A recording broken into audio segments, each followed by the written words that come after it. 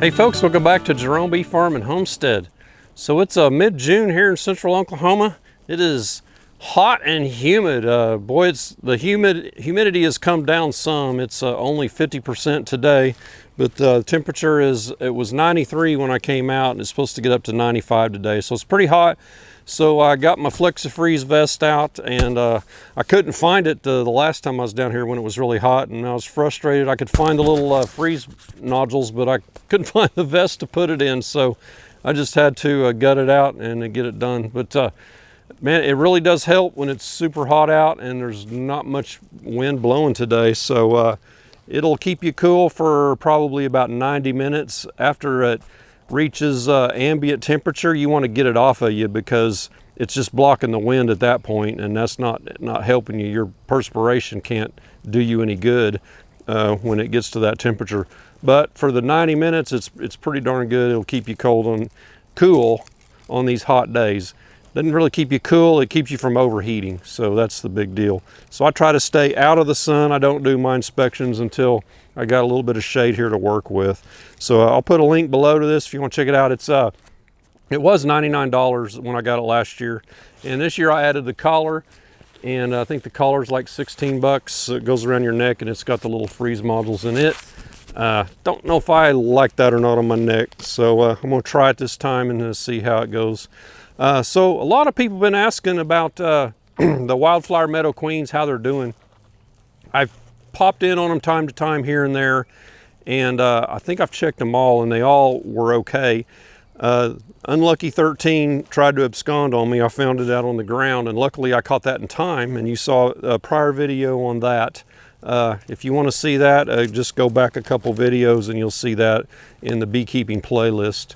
But I'll try and make a playlist on the Wildflower Meadows Queens too, and get that so you can kind of follow them. But anyway, I brought a couple of deep boxes with me to probably a couple of them are ready to move into the full-size hive. I know number 30 over here is. It was bearding quite a bit the other day. And 29, the big full-size hive right next to it that I pulled the split from, man, it was bearding like crazy a couple weeks ago when it was really hot out and we had all that humidity, and it has a solid bottom board as well. But I'll show you a picture of that right here, so check that out.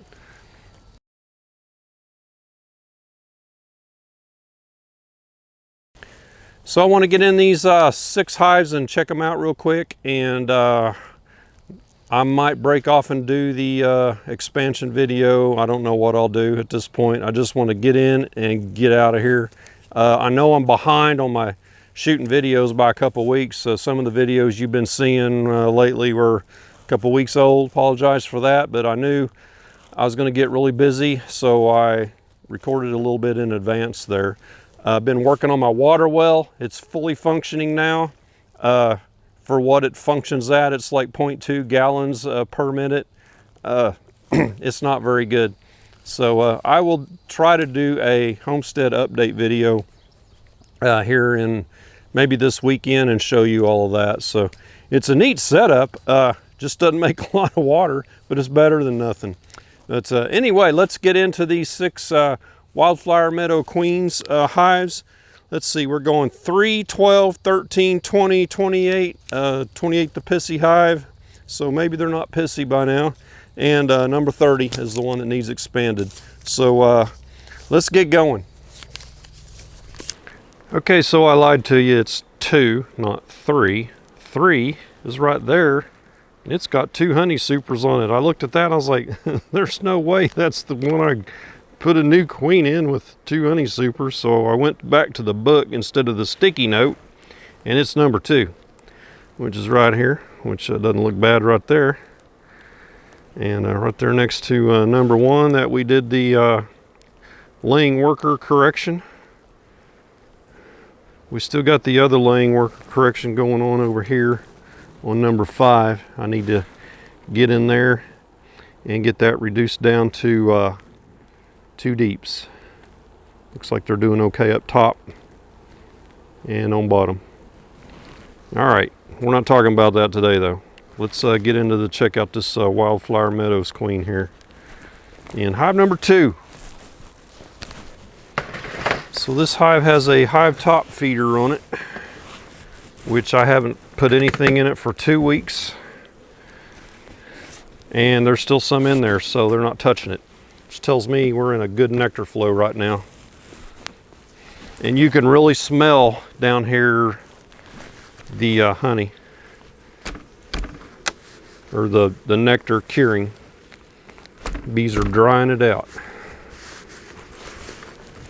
Which in high humidity, it's kind of hard on them to do that. I'm gonna put the lid on top of that nectar, or sugar water. So I don't see a whole lot of bees up here. Not sure what's going on, but it was doing well enough I put a second deep on it. So this is a blank frame. Blank.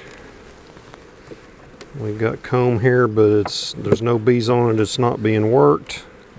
Nothing's going on up top. So if we find plenty of brood down there, we might pull a brood frame up to help them get up to the top. See, you want bees on this. You don't want it empty like that. But at one point it was strong enough, I thought, so I went ahead and put this second deep on there.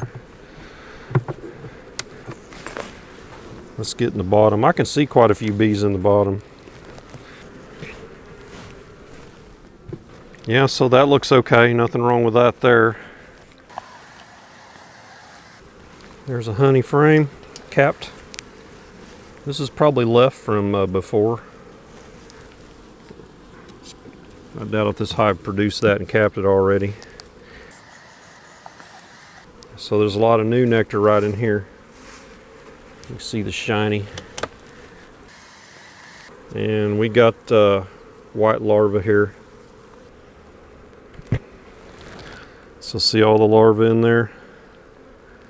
This frame's fairly laid up.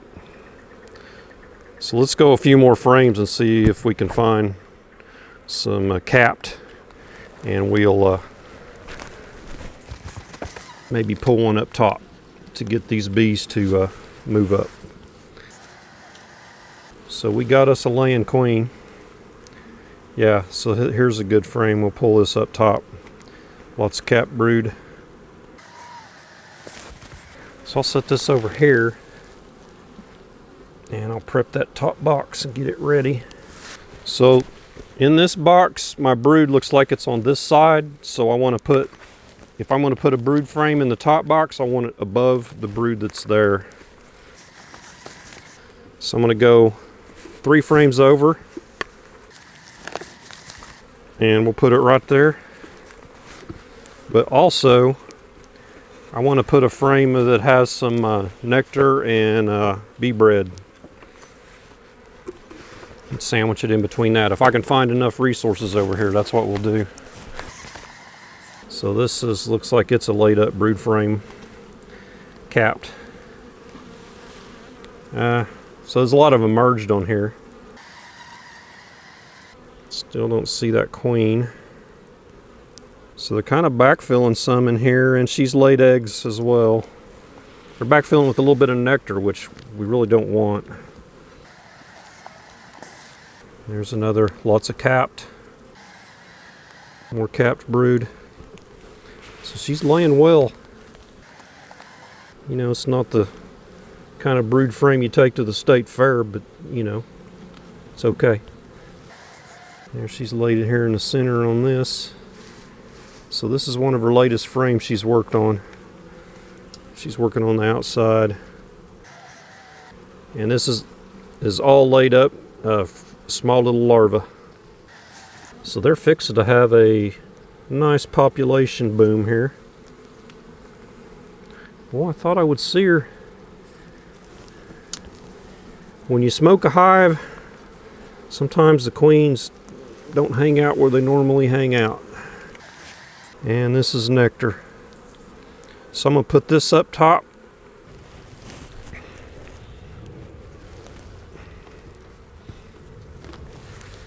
I'm going to put this brood frame next to it.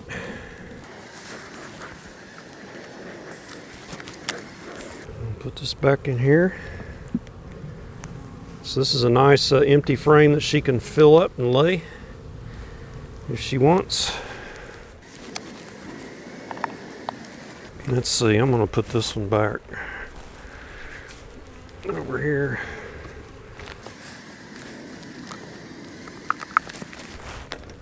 So I've gave up on finding her, so I'm just going to smoke these bees out of my way, speed things up a little bit. We know she's there. We saw eggs, brood, larva, cap brood. I did it backwards, so I got to rotate this.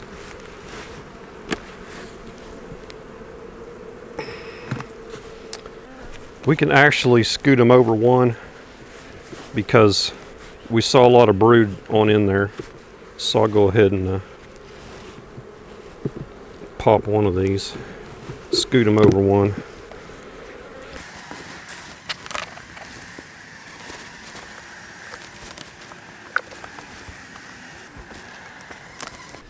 Okay, so we didn't find her, but we know she's there.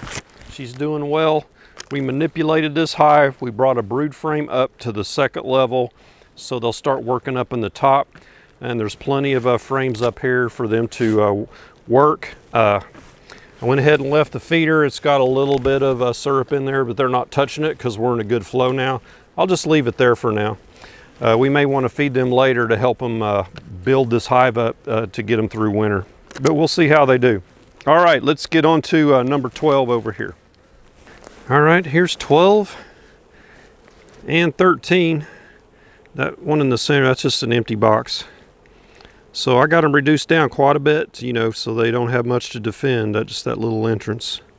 Had a little problem with ants for a little bit, and I think we got that resolved. So 13's reduced down as well. I put some of this sticky foot stuff on there to slow the ants down. I think it did a pretty good job. Tanglefoot is what it's called. Someone left me a comment about that. Try that, and man, it works good. But if you get it on your pants, it's nasty. All right, so I've been feeding these with the jar feeders. I hadn't fed this in over a week. So been just hoping they did okay with the existing nectar flow. See quite a few bees up here, so they appear to be all right. They look pretty good. I'd say based on what I see here, they're ready for a full-size hive. See how thick those frames are? They may not be that way all the way down, but at the top they've filled them up with honey, and they may be out of room in there. So let's pop the top, see what we find. I'm going to start here on this right hand side because this frame looks like it's the smallest, be the easiest to get out. This is a newt box I built, I think, so they're kind of skinny for 5 frames. So this is a honey frame, and that's pretty much full of nectar. This side here they haven't done a lot with. That's probably the way I put it in there. There's a little bit of nectar in there.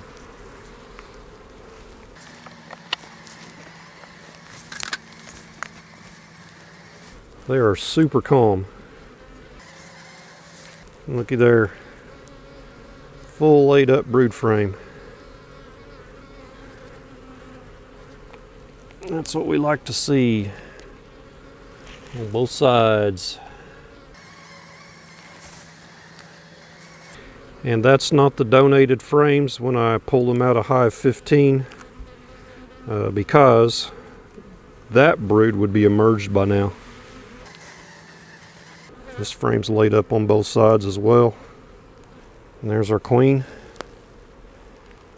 She's one of our smaller ones. Okay, I wanted to get my eye on her before I close this up. She's right here in the middle, so no danger of squishing her. So yeah, this hive, I'm going to bring it to the 10 frame deep. I'll put 8 frames in it and put an internal feeder on it. Let's go over to Unlucky 13.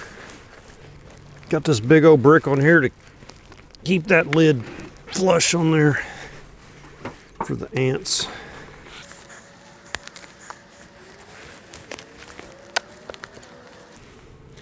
So this one looks pretty similar to 12. Maybe not quite as many bees.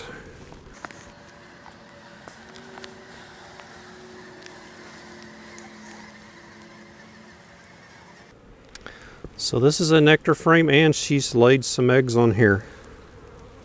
So when they're laying in the last frame, you know, it's time to do something. Expand them.